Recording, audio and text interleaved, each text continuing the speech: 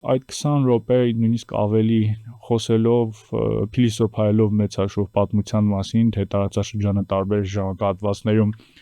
ում գերակայության տակ է եղել, որ տերության գերակայության տակ է եղել եւ այլն, պետք է պարզապես 1 րոպեի ընթացքում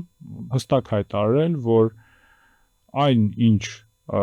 հայտարարվել է Ադրբեջանի նախագահի կողմից հակասում է պարզապես այս բոլոր վերջին շրջանի բոլոր գործընթացների տրամաբանությանը։ Մենք եթե խոսում ենք խաղաղության մասին, եթե խոսում ենք կարգավորման մասին, եթե գնացել ենք Վաշինգտոնում ստորագրել ենք այդ փաստաթղթերը Ամերիկայի նախագահի ներկայությամբ, հիմա գալ եւ կրկին Արևմտյան Ադրբեջանի մասին խոսելը, թեկուզ պատմական կոնտեքստում